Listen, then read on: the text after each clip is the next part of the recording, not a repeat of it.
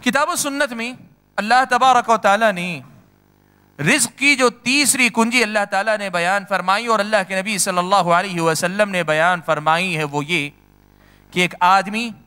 اپنے رشتے ناتوں کا خیال رکھا کرے، اپنے رشتے ناتوں کا خیال رکھے، صلہ رحمی کرے، رشتوں کو ہمیشہ جوڑا کرے، چاہے وہ ماں باپ کا رشتہ ہو، اولاد کا رشتہ ہو، بھائی بہن کا رشتہ ہو، چچا کا رشتہ ہو، ماموں کا رشتہ ہو، خالہ کا رشتہ ہو، یا اپنے دیگر متعلقین خاندان کا رشتہ ہو، رشتوں کے تقدس کا خیال رکھے، رشتوں کو پامال نہ کرے،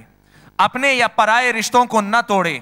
رشتوں کو جوڑنے کی کوشش کرے، چاہے اپنے رشتے یا کسی اور کے ٹوٹے ہوئے رشتے، ان رشتوں کو جوڑنے کی کوشش کرے، اس لیے کہ رشتوں کے جوڑنے سے آدمی پر رزق کے دروازے کھلتے ہیں۔ پیارے نبی صلی اللہ علیہ وسلم سے متعدد روایات، مختلف احادیث میں یہ بات اللہ کے نبی صلی اللہ علیہ وسلم سے وارد ہے کہ اللہ کے نبی صلی اللہ علیہ وسلم نے رشتوں کے جوڑنے کو رزق میں زیادتی یا رزق میں اضافے کا سبب بیان فرمایا۔ آپ کے سامنے دو چار حدیثیں نقل کر دوں۔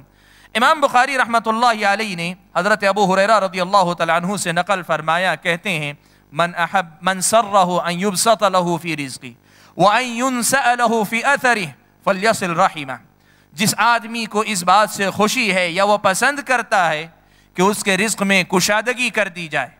اس کا رزق بڑھا دیا جائے یا اس میں کشادگی کر دی جائے، وَإِن يُنْسَأَ لَهُ فِي أَثَرِهِ، اس کی عمر میں اضافہ کیا جائے یا مرنے کے بعد اس کے نیک نام کو دیر تک باقی رکھا جائے، تو اس کو چاہیے کہ وہ اپنے رشتوں کو جوڑے رکھے، اپنے رشتوں کو جوڑ کر رکھے۔ یہ بات اللہ کے نبی صلی اللہ علیہ وسلم نے بیان فرمائی۔ متعدد احادیث میں اللہ کے نبی صلی اللہ علیہ وسلم نے یہ بات بیان فرمائی کہ رشتوں کا جوڑنا،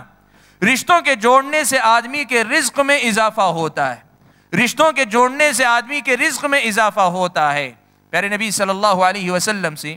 مسند احمد کی روایت ہے،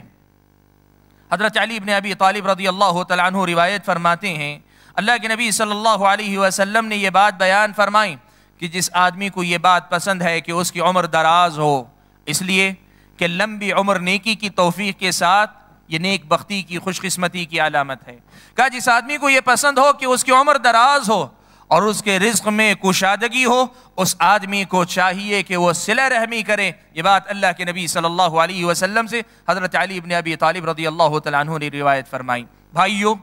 رشتوں کو جوڑنے کی جو بات ہے، دو باتیں اس میں خیال رکھیں۔ ایک تو یہ ہے کہ جو موجود رشتے ہیں ان کو ٹوٹنے سے بچایا جائے۔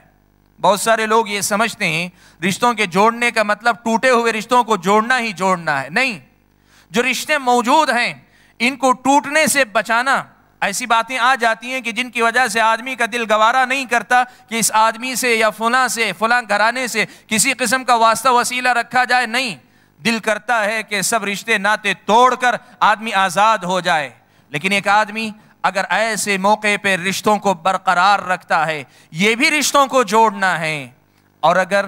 پہلے سے کسی وجہ سے رشتہ ٹوٹ چکا ہے، چاہے اپنا رشتہ ہو یا کسی اور کا رشتہ ہو، اپنا رشتہ ہے تو خود آگے بڑھ کر اس رشتے کو جوڑ لے، یا پرائے کا رشتہ ہے، دو آدمی اپنے رشتے کو توڑے ہوئے، آدمی درمیان میں جا کر دو لوگوں کو آپس میں جوڑنے کی کوشش کرے۔ یہ ساری کی ساری باتیں رشتوں کے جوڑنے کے معنی میں داخل ہیں، اور اس کا دوسرا مطلب یہ بھی ہوا ان میں سے کسی بھی بات کا ہم خیال رکھیں گے، یہ بات مجھ پر اور آپ پر اللہ تعالیٰ کے رزق کے دروازوں کو کھولتی ہے۔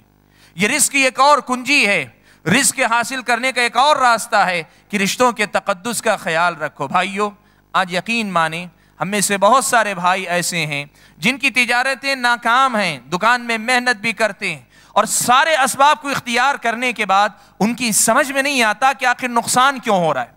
کیوں مال نہیں نکل رہا ہے، کیوں تجارت نہیں ہو رہی، کیوں گاہک نہیں آ رہا ہے، کیوں ایک معاملہ انجام تک پہنچتے پہنچتے اچانک کینسل ہو جاتا ہے، اچانک معاملہ ادھورا رہ جاتا ہے، ایسا کیوں ہوتا ہے؟ آدمی سمجھ نہیں پاتا۔ آپ دیکھتے ہوں گے لوگ کہتے ہیں سمجھ میں نہیں آتا آخر ایسا کیوں ہو جاتا ہے، سمجھ میں نہیں آتا آخر کیا ہو رہا ہے۔ بھائیو، سمجھنے کی اصل بات یہ ہے کہ تجارت کی کامیابی کا معاملہ صرف تجارت کے میدان ہی سے نہیں جڑا ہے، ایسے سارے احکامات سے بھی جڑا ہے۔ تقوی نہیں ہے، استغفار نہیں ہے، یا پھر رشتوں کے تقدس کا خیال نہیں ہے، آپ کامیاب اصولوں پر بھی تجارت کر کے ناکام تاجر ہوگے۔ آپ کامیاب اصولوں پر تجارت کر کے بھی اللہ تعالیٰ نے آپ کو رزق دینا نہیں چاہا، آپ ناکام اور نامراد ہوں گے۔ اس لیے رزق حاصل کرنا چاہتے ہو، رزق میں ترقی چاہتے ہو، اپنے رشتوں کے سدھار کی طرف توجہ دو، اپنے رشتوں کو سنبھالنے کی طرف توجہ دو۔ یہ تیسری کنجی ہے جس سے بندہ رزق حاصل کر سکتا ہے۔